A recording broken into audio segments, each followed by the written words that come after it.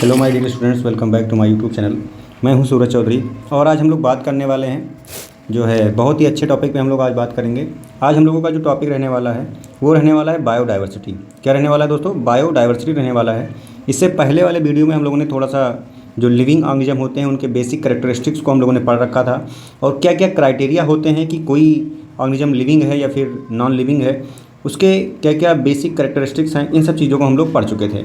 आज का जो अपना टॉपिक है वो टॉपिक है हमारा क्या, बायोडाइवर्सिटी हमारा टॉपिक है। ठीक है, तो ये टॉपिक आपका हो जाता है diversity in the living world. ठीक है, हमारा जो लिविंग वर्ल्ड है, हमारा जो पूरा सजीव जगत है, उसमें क्या डाइवर्सिटी है, इसी चीज़ को हमको क्या है पढ़ना है। ठीक है, तो इसको पढ़ने के लिए हम लोग जो है यहाँ पे पीपीटी हमारा जो तैयार हुआ है उसको हम लोग देखेंगे, तो हम लोग इसको थोड़ा समझते हैं। ठीक है, इसको समझने के लिए अब सबसे पहले सिंपल सा आपको ये ध्यान रखना होगा कि अगर मान लीजिए कि आप अपने आसपास कहीं पे भी कुछ चीज़ें देखते हैं, ठीक, अगर मान लीजिए अपने आसपास किसी चीज़ को आपने देखा, तो हम लोग अपने आसपास जब चीज़ों को देखते हैं तो हमें क्या नज़र आता है, हमें ये नज़र आता है कि जो है इसमें से जब हम देखेंगे तो देखिए सबसे पहले सिंपल सा हम लोग यहाँ से समझना स्टार्ट कर देते हैं।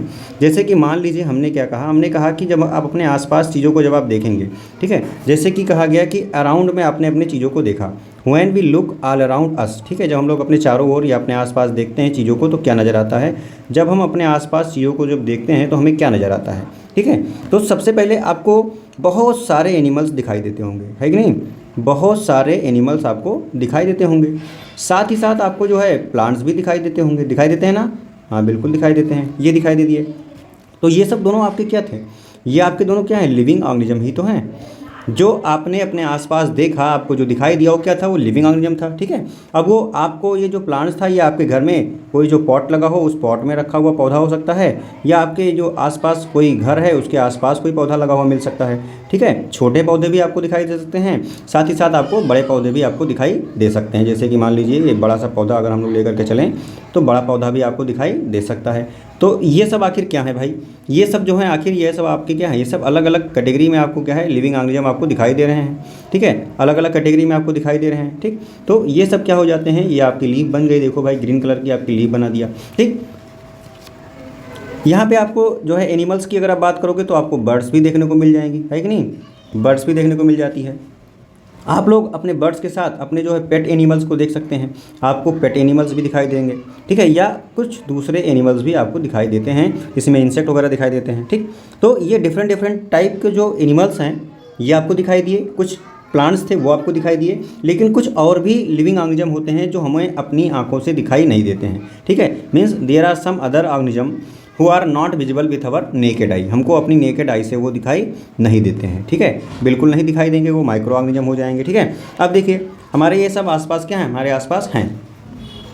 अब अगर आप अपने आसपास से थोड़ा अलग कहीं जा कर के देखेंगे, कहीं जंगल, मान लीजिए कि अगर आप कहीं देखने गए, कहाँ पे अब आप चले जाएंगे, आप जब फॉरेस्ट में चले जाएंगे, जब आप फॉरेस्ट में जाएंगे तो वहाँ पे भी आपको चीज़ें जब देखेंगी तो ये जो ऑब्जर्वेशन आपने किया था उनका क्राइटेरिया क्या होगा, बढ़ेगा।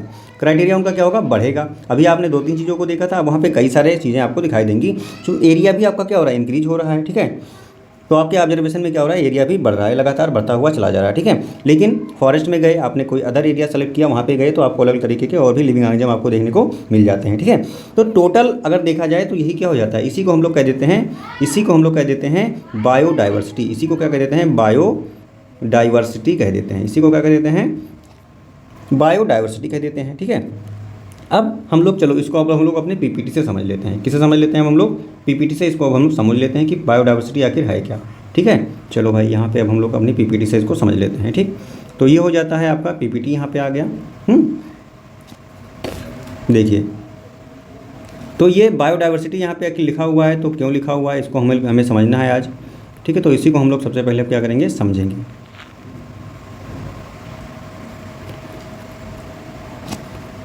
तो यहाँ पे अब एक वर्ड लिखा हुआ मिल रहा है आपको, बायोडाइवर्सिटी। ठीक है, बायोडाइवर्सिटी, जिसको मैंने आपको डेफिनेशन के माध्यम से आपको क्या किया, समझा दिया। ठीक है, तो ये हो जाता है आपका बायोडाइवर्सिटी हो जाता है।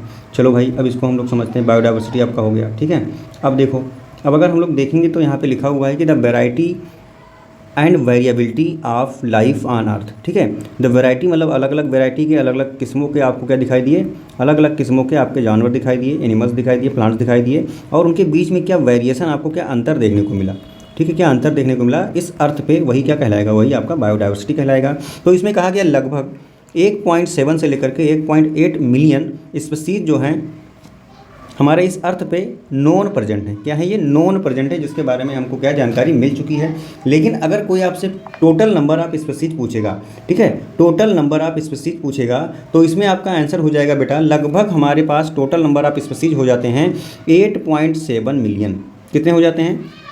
8.7 मिलियन हो जाते हैं, ठीक है। जिसमें से और बाकी जो बच रहे हैं, इसमें से इतना घटाने के बाद जो बाकी बच रहे हैं अराउंड 7.5 मिलियन के आसपास जो होते हैं आपके, क्या है वो, अननोन हो जाते हैं। क्या हो जाते हैं? अननोन हो जाते हैं, ठीक है। चलिए अब इसके आगे हम लोग बढ़ते हैं थोड़ा। इसके आगे जब हम बढ़ेंगे तो अब हमको एक यहाँ पे अलग अलग चीज़ों को समझना है, ठीक है। तो अगर मान लीजिए कोई आपसे पूछता है कि नॉमनक्लेचर क्या होता है, नॉमनक्लेचर क्या होता है, ठीक है, तो इसमें हम लोग पहले डेफिनेशन समझ लेते हैं। द डिवाइजिंग और choosing of name for things specially in science और अदर डिसिप्लिन, इसी को आप क्या कहोगे? नॉमनक्लेचर कहोगे। तो यहाँ पे जो नॉमनक्लेचर होता है ये क्या हो जाता है? तो सिंपली आपको लगभग आपने देखा कि 1.7 से लेकर के 1.8 मिलियन स्पीसीज नोन है। अब अगर बेटा इतनी स्पीसीज नोन है तो इसमें सभी का कुछ ना कुछ तो नाम होना चाहिए, है कि नहीं? सभी का जो है नाम होना चाहिए, जिससे कि वो स्पीसीज जो है पूरी दुनिया में एक नाम से जानी जाए, पूरे वर्ल्ड में एक नाम से जानी जाए। इसीलिए क्या किया गया, इसीलिए जो है पर्टिकुलर स्पीसीज या पर्टिकुलर ऑर्गेनिज्म को एक नाम से जाना जाए पूरी दुनिया में, उसके लिए ये ज़रूरत पड़ी उनका एक स्टैंडर्ड नाम रखने की। उसी प्रक्रिया को हम लोग क्या कह देते हैं? नॉमनक्लेचर कह देते हैं। अब उसके बाद आपका आ जाता है वर्ड आइडेंटिफिकेशन, ठीक है। अब नॉमनक्लेचर तो करना है, नॉमनक्लेचर करने के लिए आपको क्या करना होगा? आइडेंटिफिकेशन करना होगा, ठीक है। अब आइडेंटिफिकेशन में क्या होता है? The practical side of taxonomy. आखिर आइडेंटिफिकेशन है क्या? ये एक टैक्सोनॉमी का प्रैक्टिकल साइड हो जाता है, जिसमें से आपको ये एक ऐसी प्रक्रिया होती है जिसमें आपको डिटरमाइन करना होता है पर्टिकुलर ऑर्गेनिज्म के बारे में कि वो किस टैक्सा से बिलोंग करता है, किस टैक्सा से बिलोंग करता है, ये आपको पता होना चाहिए, ठीक है। ये हो जाता है। अब आपने आइडेंटिफाई किया कि ये कौन सा एनिमल है, इसका नाम क्या होगा, उसके कुछ सिमिलरिटीज़ और डिससिमिलरिटीज़ के आधार पे आपने उसको क्या किया? कैटेगराइज कर दिया, ठीक है। अब ये हो जाता है, ठीक। अब इसके बाद जो है कुछ साइंटिफिक नेम जो हैं बेस किए गए, जैसे कि उसके लिए क्या है, नाम को प्रोवाइड करने के लिए, नाम को लिखने के लिए अलग अलग जो है चीज़ें बनाई गई। उसमें आपको बताया गया कि मतलब अलग अलग क्या हो जाते हैं, नॉमनक्लेचर के लिए इंटरनेशनल कोड बनाया गया, ठीक है। इंटरनेशनल क्या बनाया गया? कोड बनाया गया। अब जो ये इंटरनेशनल यहाँ पे लिखा हुआ है ICBN, ठीक है, यहाँ पे क्या लिखा हुआ है दोस्तों? यहाँ पे लिखा हुआ है ICBN। तो ये क्या होता है, ठीक है। तो जो अभी आपने ये वाला पॉइंट पढ़ा था नॉमनक्लेचर, आपने क्या पढ़ा था? नॉमनक्लेचर, ठीक है। तो नॉमनक्लेचर का मतलब ही हो जाता है भाई कि हमें किसी का नाम देना है। तो नाम देने के लिए जो है सबसे पहले आता है एक सिस्टम आता है बाइनोमियल नॉमनक्लेचर का सिस्टम आता है, फिर आता है ट्राइनोमियल नॉमनक्लेचर का आता है, फिर आता है पॉलिनोमियल नॉमनक्लेचर का नाम आता है। तो इसके लिए क्या किया गया? इसके लिए कुछ कोड दिए गए, ठीक है। ये कोड जो होते हैं ये हेल्प करते हैं कि कोई भी स्पीसीज है, ठीक है, कि उसका रिपीटेशन ना हो पाए, अनक्लियरलेस ना हो, मतलब कि वो क्लियर नाम होना चाहिए, और साइंटिफिक नेम जो है किसी भी अदर स्पीसीज का अगर नाम दे दिया गया है तो उससे वो मैच ना करे। तो इसके लिए यहाँ पे कुछ संस्थाएं हैं, जैसे कि सबसे पहले यहाँ पे लिखा है ICBN, ठीक है। यहाँ पे ICBN का मतलब हो जाता है international code of botanical nomenclature. ICBN का मतलब हो जाता है international code of botanical nomenclature. ये मीन्स ये सिर्फ और सिर्फ प्लांट से रिलेटेड नामों के लिए बनाया गया। जितने भी प्लांट हैं उनके नामों को ICBN के अंतर्गत रखा जाता है। फिर आ जाता है आपका ICZN, international code of zoological nomenclature हो जाता है, ठीक है। International code of zoological nomenclature हो जाता है, ठीक है। अब देखो भाई, इसके बाद कुछ और नॉमनक्लेचर वाले नाम हैं, उसको हम लोग थोड़ा समझ लेते हैं। उसको समझने के लिए आपको थोड़ा ध्यान देना होगा। यहाँ पे और चीज़ें होती हैं। ICZN तो आपका हो गया, ICBN हो गया, फिर उसके बाद आता है ICVN आता है। क्या आता है दोस्तों?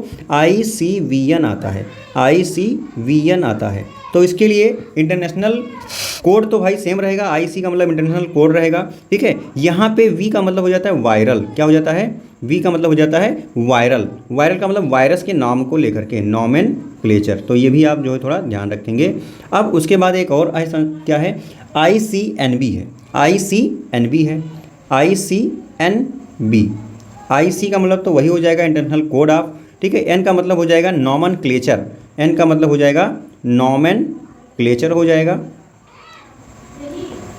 और ऑफ बैक्टीरिया, किसका नाम भाई? बैक्टीरिया का नाम, बैक्टीरिया का नाम। तो ICVN क्या हो गया? International code for viral nomenclature, international code for nomenclature of bacteria हो जाता है। ठीक है, ये हो जाता है। ठीक, अब देखो भाई सबसे पहले अब यहाँ पे आ जाता है आपका बाइनॉमियल नॉमेनक्लेचर। बाइनॉमियल नॉमेनक्लेचर हो जाता है। ठीक है, तो बाइनॉमियल नॉमेनक्लेचर के बारे में हम लोग थोड़ा सा इसको समझ लेते हैं। ठीक है, तो देखो भाई बाइनॉमियल नॉमेनक्लेचर क्या है और ये क्या है और कैसे और किसने इसको दिया, इसके बारे में हम लोग थोड़ा इसको समझते हैं। ठीक है, तो देखिए जो आपके पास क्या थे, व्हिटकर ने जो क्या दिया था, 5 किंगडम सिस्टम ऑफ क्लासिफिकेशन दिया था, उसी को हम लोग मॉडर्न क्लासिफिकेशन कहते हैं। उसके बाद आपका जो है अलग अलग स्पीसीज आते हैं, उनका नामकरण कैसे करना है, किस स्पीसीज को क्या नाम होना चाहिए, इन सब चीज़ों को हमें अब आपको समझना है। तो ये वीडियो हमें लग रहा है थोड़ा लंबा हो जाएगा, लेकिन हम लोग नॉमेनक्लेचर को समझते हैं, बहुत ही इंपॉर्टेंट पॉइंट हो जाता है ये।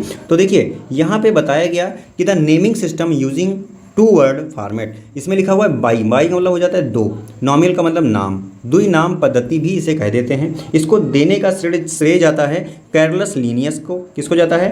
कैरलस लीनियस को जाता है। ठीक है, अब जो है कैरलस लीनियस को एक नाम और दिया गया, इनको क्या कहा जाता है? फादर ऑफ टैक्सोनॉमी, वर्गीकी का इन्हें पिता भी कहा जाता है, फादर ऑफ टैक्सोनॉमी। यहाँ पे उनका सुंदर सा चित्र बना हुआ है, यह आप लोग जो है देख सकते हैं। ठीक है, अब ये हो जाता है आपका, यहाँ पे क्या होता है, इसमें आखिर नाम कैसे लिखा जाता है? The first term indicate the genus. अब मान लीजिए इसको हम आपको समझाते हैं, जैसे कि मान लीजिए इसमें कहा गया कि जो फर्स्ट लेटर होता है या फर्स्ट पार्ट होता है वो किसको रिप्रेजेंट करेगा, और जो सेकंड लेटर होता है या फिर जो सेकंड पार्ट होता है वो किसके रिप्रेजेंट करता है। अब मान लीजिए आपको नाम लिखना है तो कितने वर्ड होने चाहिए? 2 वर्ड होना चाहिए। कितने वर्ड? 2 वर्ड होने चाहिए। तब इसके लिए अगर मान लो आपसे कोई कहा जाए कि जो फर्स्ट पार्ट होता है वो किसके लिए और जो सेकंड पार्ट होता है वो किसके लिए। ठीक है, आई होप ये विजिबल होगा आप लोगों को। चलिए ठीक है, सेकंड पार्ट और फर्स्ट पार्ट किसके लिए होता है? तो बेटा जो फर्स्ट पार्ट होता है वो किसके लिए होता है? जीनस के लिए होता है। किसके लिए? जीनस के लिए होता है। और जो सेकंड पार्ट होता है वो किसके लिए होता है? स्पीसीज के लिए होता है। स्पीसीज के लिए होता है। ठीक है, अब देखो भाई, जैसे कि अब कहा जाए कि जो फर्स्ट लेटर रहेगा वो कैसे लिखा जाएगा, तो फर्स्ट लेटर आपका स्टार्ट किससे होगा? कैपिटल लेटर से होगा। किससे होगा?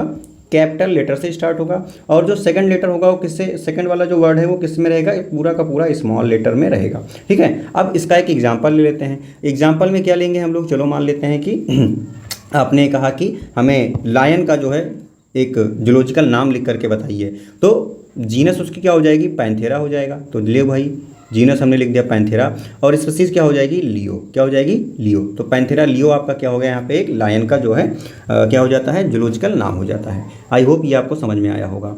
ठीक, अब देखो भाई उसके बाद आपका आ जा रहा है, उसके बाद जो पॉइंट आएगी क्या आएगा? अब देखिए rules for the nomenclature. Nomenclature के लिए कुछ रूल्स बताए गए कि आप नाम लिखते समय क्या क्या चीज़ें आपको ध्यान रखनी है। Biological name are generally in Latin and written in Italian. इसको थोड़ा तिरछा लिखा जाता है ऐसे, जैसे कि मान लो पैंथेरा लिखा है तो पैंथेरा लिखने के समय थोड़ा सा तिरछा रख देना है। अब मान लीजिए तिरछा नहीं लिख पा रहे हैं तो इसको आप क्या करेंगे? इसको अंडरलाइन कर देंगे। पैंथेरा लियो जो था दोनों को, इसको क्या करेंगे? अंडरलाइन कर देंगे। दे आर लैटिनाइज्ड और derived from the Latin irrespective for their origin. इनकी जो वर्ड होती है लैटिन भाषा से लिखा जाता है। ठीक है, अब देखिए the first word in the biological name represent the genus while the second name denote the specific epithet means species को क्या कर रहा है? रिप्रेजेंट कर रहा है। फिर कहा गया कि दोनों जो बायोलॉजिकल नेम होते हैं बेटा वो हैंड रिटन होते हैं। ठीक है, और सेपरेटली उनको अंडरलाइन किया जाता है जो मैंने आपको बताया, या फिर प्रिंटेड इटालियन में जो होता है वो जो इटालियन में प्रिंट होगा वो थोड़ा तिरछा रहता है। ठीक है, अब देखो उसके बाद फिर वही चीज़ें बताई गई कि इसमें जो फर्स्ट लेटर होता है किसको डिनोट करेगा? फर्स्ट लेटर जो डिनोट कर रहा है जीनस को, ये कैपिटल लेटर से स्टार्ट हो रहा है। स्पेसिफिक जो होता है वो किससे स्टार्ट होता है? स्मॉल लेटर से होता है। ये इसको अलग अलग कर सकते हैं, जैसे कि यहाँ पे एक समझने के लिए मैग्नीफेरा इंडिका थोड़ा देखो तिरछा लिखा हुआ है। मैग्नीफेरा इंडिका किसका है? ये मैंगो का हो जाता है। देखो इंडिका का मतलब ये स्पीसीज कहाँ पाई जा रही है? इंडिया में पाई जा रही है। ये भी आप थोड़ा समझेंगे।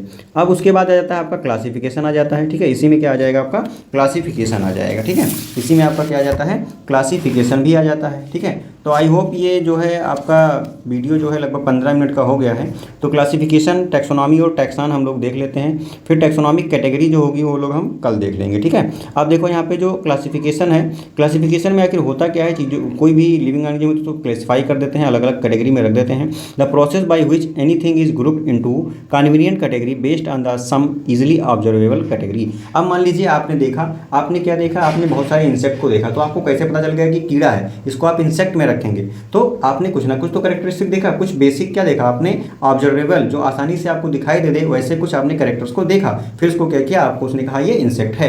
फिर अब आपका दूसरा नाम आ जाता है टैक्सोनॉमी। ये अरेंजमेंट हो जाता है ऑर्गेनिज्म का, ग्रुप और टैक्सा, अलग अलग ग्रुप में चीज़ों को अरेंज कर देना ही क्या कहलाता है, टैक्सोनॉमी कहलाती है। अब जो टैक्सन होता है, टैक्सन क्या होते हैं, ये अलग अलग जो टैक्सोनॉमी के कैटेगरी होते हैं, देखिए लिखा हुआ है convenient categories be use to study organism. अलग अलग जो कैटेगरी बनाई गई उसी को आप क्या कह देते हैं, टैक्सन कह देते हैं। जैसे कि फॉर एग्जांपल फाइलम हो जाता है, फाइलम के बाद आपका आ जाएगा phylum, order, class, genus, species, ये सब क्या है, ये सब टैक्सन हो जाते हैं। ठीक है, अब देखो भाई उसके बाद लिखा है कि कैरेक्टराइजेशन या identification, classification and nomenclature are the process that are the basic of taxonomy.